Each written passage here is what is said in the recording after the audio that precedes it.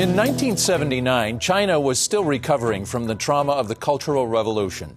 That was the backdrop when the Boston Symphony Orchestra made its landmark trip to Beijing and performed with Seiji Ozawa and China's Central Philharmonic before an audience of 18,000. Now, some 35 years later, the BSO has just returned from its encore visit to China. WGBH News arts editor Jared Bowen joins us with more now. Jared? Thanks, Ron. Well, when the Boston Symphony Orchestra decides to take the show on the road, it's no easy feat. Earlier this month, the orchestra toured China and Japan. It was a 13-day visit to the tune of $2.4 million, not to mention 23,000 pounds of equipment and nearly 200 people. But that's the price of being a world-class orchestra. I'm joined now by Mark Volpe, managing director of the BSO since 1997. Welcome to Greater Boston. Great to be here again. Now, of course, I know that it's the intention of Andris Nelson's, your new music director, to have an international presence. He hasn't fully taken over yet. It was Charles Dutoit who led the orchestra. So what was this trip about in terms of viability for the orchestra? Well, Andris is going to be touring every year, either to Europe, South America, Asia, one major tour a year. But recognizing that in the last few years we've been a little bit off the stage with dealing with the health challenges of Levine. So when this tour was brought to us, the Chinese approached us in Beijing and Shanghai and said, "You were the orchestra that basically established, Western classical music in China, and you haven't been back. And how do we make that happen?" And so we started working, and our sponsors. There's a few businesses in the U.S. that are a little bit interested in China with the 1.2 billion potential consumers, or some are already consuming. And so we put this together, and frankly, it was very, very heartwarming to see people that experienced the orchestra 35 years ago, and they came back. What's the interest in Western music right now in Asia?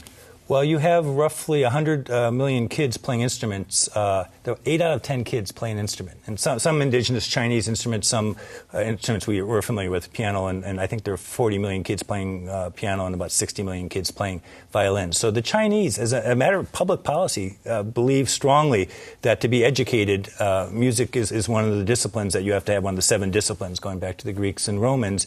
And as soon as you become middle class, you buy a car, you insure the car, but beyond that, you want your kids to have something more than you had, and music is very much that development. What's the concert-going experience like? And you had 2 stops, as we mentioned, in China and Japan. From what I've heard, it's 2 very different cultures in terms of attending in the music halls. Well, you see wherever there's a middle class, there's a classical music market. And Japan had it first, post-MacArthur, Korea next, and now China.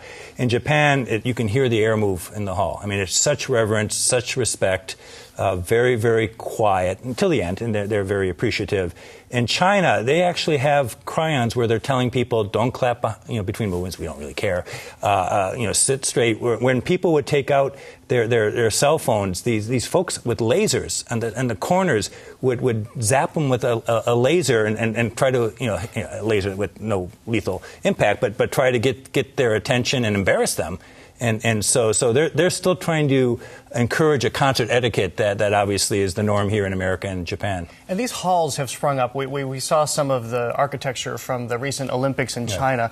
How do they work acoustically? They certainly are marvels architecturally. Right. Well, it's very interesting because they built, I don't know if it's $1.5 billion or $2 billion, this complex called the Egg, right adjacent to Tiananmen Square in the Forbidden City, and it's a you could put the entirety of Symphony Hall in their lobby. I mean, that's the scale. I mean, everything in China is obviously in a different scale.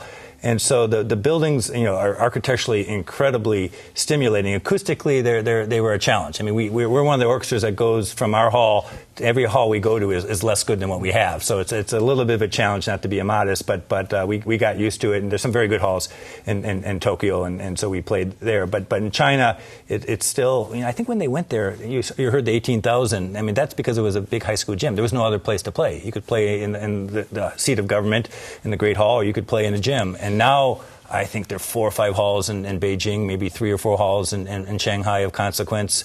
So they're building this cultural infrastructure with serious investment of billions of dollars, and it's all, frankly, public-supported endeavors. And very quickly, speaking of that last trip, it was Seiji Ozawa leading the orchestra. What was it like to be reacquainted with him? Well, he's a close personal friend, a very, very important figure in the history of the Boston Symphony, and he was like a little kid, and he was sitting there backstage in tears, and he was so excited, and he sat next to Ambassador Kennedy in Tokyo explaining everything that was going to come. He was like a little kid, like an 8-year-old at a baseball game, that childlike enthusiasm. In spite his health of, is better. It's much better. It's much better. He's conducting half concerts. We hope we're celebrating the 75th anniversary of the Tanglewood Music Center in 2015, and he very much wants to come and be part of that and reconnect with Tanglewood, which he considers still the spiritual home of music in at least North America. All right. Well, Mark Volpe, thanks so much for joining us. Great to be here. All right. Well, Ron, that's not all that's happening at Symphony Hall. I was actually there last night to see the Billy Porter concert, big Broadway show. And tomorrow night they have Leonard Nimoy, who will be there doing commentary from the stage. And we'll actually also have him on Boston Public Radio tomorrow afternoon when I'm co-hosting with Marjorie Egan. Fantastic. Thanks, Jared. Right, Thanks, Mark. Great to be here. That's our show. Tune in tomorrow for Beat the Press. Critics say NBC's attempts to get Boston College's Belfast tapes could jeopardize the Irish peace process. We ask whether media restraint might be in order. That and more tomorrow on Beat the Press. If you missed any of tonight's Greater Boston, or if you'd like to catch up on past episodes, visit our website, wgbhnews.org. And we enjoy hearing from you.